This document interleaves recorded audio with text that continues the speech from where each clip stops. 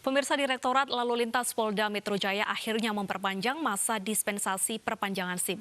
Masa dispensasi yang tadinya diberikan hanya sampai tanggal 30 Juni diperpanjang hingga akhir Agustus 2020. Dan untuk membahas terkait kebijakan dispensasi tersebut, kita sudah bersama Dirlantas Polda Metro Jaya, Kombes Pol Sambodo Purnomo. Selamat sore, Pak Sambodo. Ya, selamat sore, Mbak. Baik, Pak Sambodo, alasan memperpanjang hingga akhir Agustus 2020 ini apa pertimbangan utamanya? Ya, memang pada saat pengumuman pertama, sesuai dengan petunjuk dari Korlantas, tiap-tiap Polda diberi dispensasi sampai dengan tanggal 31 Juni. Tapi kemudian dengan kita melihat banyaknya SIM yang harus kita perpanjang pada periode Maret sampai dengan Juni 2020 yang jumlahnya mencapai puluhan ribu SIM, kemudian akhirnya diambil kebijakan khusus untuk beberapa Polda termasuk Polda Metro Jaya, maka dispensasi perpanjangan SIM-nya itu bisa sampai tanggal 31 Agustus.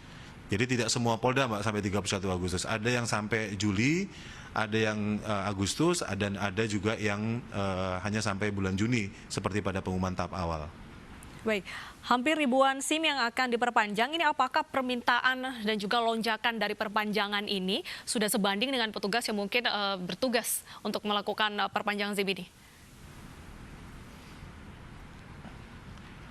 Memang di awal-awal bulan Juni kemarin sempat 3 hari di tanggal 2, 3, dan 4 itu memang luar biasa. Antrian orang masyarakat yang akan melaksanakan perpanjangan SIM itu terjadi peningkatan lonjakan yang cukup tinggi, sehingga kemudian kami mengambil langkah-langkah misalnya dengan membuat sistem kuota harian pelayanan. Mengapa? Karena kita ini kan masih dalam masa pandemi COVID-19, tentu harus ada protokol COVID yang sudah kita jalankan, salah satunya adalah physical distancing. Sehingga kemudian kuota pelayanan harian ini perlu kita terapkan supaya tetap kita bisa menjaga physical distancing khususnya di ruang tunggu pelayanan. Dan di beberapa titik yang memang ruang tunggu pelayanannya sempit seperti di Satpas Kebonanas dan sebagainya, ini kemudian kami dirikan tenda untuk menambah kapasitas ruang tunggu. Termasuk juga mengaktifkan 6 SIM keliling, 3 kami aktifkan di seputaran Masjid Atin Taman Mini. Kami bangun tenda yang cukup besar, kapasitas 1.000 orang di sana. Termasuk juga 3 kami perbantukan di Satpas dan Mogot untuk membantu perpanjangan SIM terhadap masyarakat yang juga berduyun-duyun datang ke Satpas dan Mogot. Jadi dengan adanya perpanjangan waktu sampai dengan tanggal 31 Agustus ini, diharapkan nanti puluhan ribu SIM yang harus kita perpanjang itu bisa terbagi, tidak kemudian menumpuk hanya di bulan Juni. Jadi rentang waktunya cukup panjang. Dan alhamdulillah setelah kebijakan itu kita sosialisasikan, antrian sekarang sudah mulai terkendali dan sudah mulai menurun sehingga pelayanan bisa kembali normal dilaksanakan dengan baik.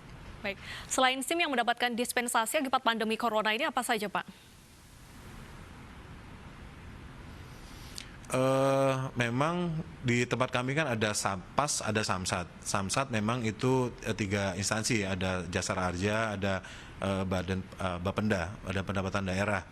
Dan memang untuk denda pajak ini kan memang domainnya dari Bapenda. Tetapi dapat kami sampaikan bahwa khusus untuk Samsat yang berada di lingkungan Provinsi Jawa Barat, seperti Samsat di Bekasi Kota, Bekasi Kabupaten, Depok, Cinere dan sebagainya, ini untuk Jawa Barat ada dispensasi pajak sampai dengan tanggal 31 Juli. Dan untuk Samsat yang berada di wilayah Banten, seperti Samsat Cikokol, BSD, Ciputat, Kelapa II dan sebagainya, itu dispensasi pembayaran pajaknya itu bisa sampai tanggal 31 Agustus. Artinya orang-orang yang membayar pada masa periode itu tidak kena denda pajak. Baik. Walaupun dia terlambat. Ya, tingginya lonjakan ini tentunya banyak sekali masyarakat yang belum tahu bagaimana cara memperpanjang SIM karena ada fasilitas online dan juga offline. Untuk fasilitas SIM keliling sendiri ini di daerah mana saja? Kami punya 6 SIM keliling 3 kami aktifkan di Taman Mini di seputaran Masjid Atin. Kemudian 3 kami aktifkan di Satpas dan Mogot. Jadi nanti di Dan Mogot itu ada 4 unit, di Satpasnya sendiri, kemudian ditambah 3 unit di samsat kelilingnya di halamannya di Satpas di Dan Mogot. Kemudian kita juga punya 4 Satpas tambahan, yaitu di Jakarta Selatan, di Polres Jakarta Selatan, kemudian Jakarta Utara itu di Tanjung Priuk, kemudian Jakarta Pusat itu di Kemayoran, dan Jakarta Timur itu di Kebonanas.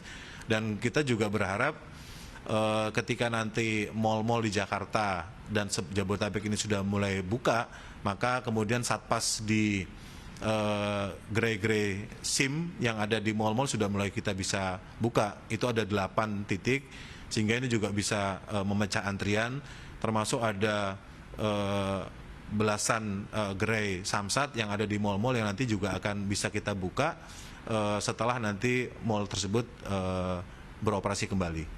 Berarti pertanggal 15 Juni fasilitas perpanjangan SIM di pusat perbelanjaan juga sudah beroperasi serentak.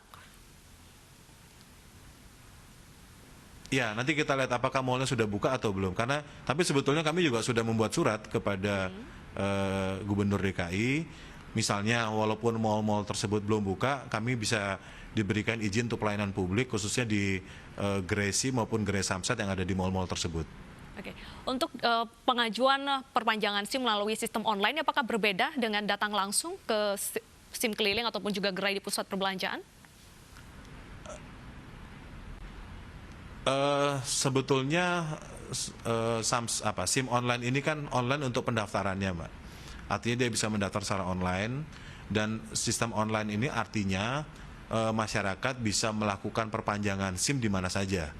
Jadi misalnya orang Jakarta ber-KTP Jakarta, pada saat SIM-nya habis dia sedang berada di Semarang, maka dia bisa memperpanjang SIM tersebut di Semarang. Demikian juga sebaliknya. Jadi itu yang disebut dengan SIM online. Jadi tidak hanya pendaftarannya, tetapi juga dia bisa membuat SIM baru ataupun SIM perpanjangan di mana saja, karena kita sudah online dengan data-data di Dukcapil. Tetapi ketika dia melaksanakan foto untuk di SIM tersebut, termasuk pembubuhan tanda tangan dan sidik jari, yang bersangkutan memang harus datang sendiri ke Satpas. Baik. Selain perpanjangan SIM, kami juga ingin menanyakan terkait dengan denda pajak kendaraan bermotor. Bagaimana nanti ke depannya terkait dengan denda tersebut, Pak?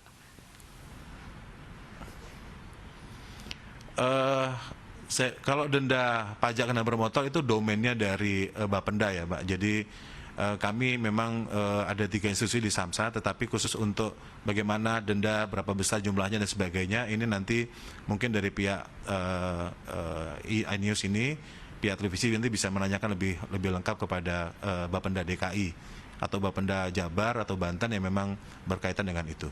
Baik, jika nanti masyarakat melebihi batas dispensasi perpanjangan SIM yaitu 31 Agustus 2020, apa saja sanksi yang akan dikenakan kepada pelanggar?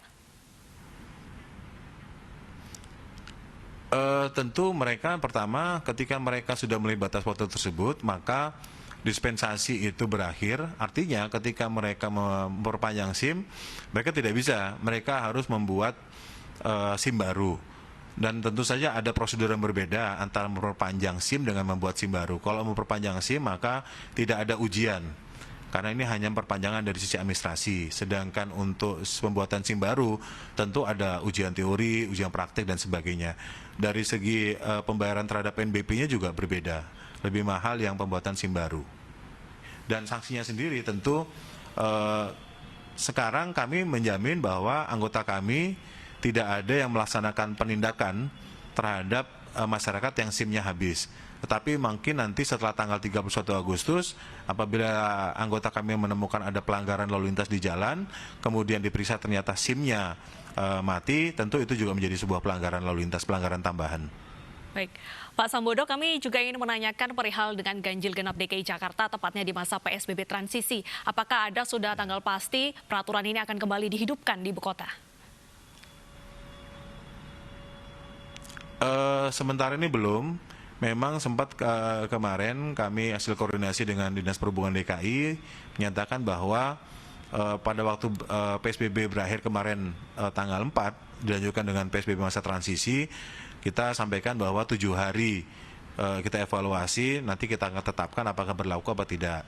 Tapi sampai dengan hari ini tanggal 12 dari gubernur itu juga belum ada, maupun dinas perhubungan DKI itu belum ada keputusan yang menyatakan tentang pemberlakuan ganjil genap baik untuk roda 4 maupun roda 2 sebagaimana termaktub di dalam peraturan gubernur nomor 51 tahun 2020. Jadi nanti mari kita tunggu bersama-sama kapan keluarnya, apakah jadi atau tidak, kita juga masih menunggu, Mbak.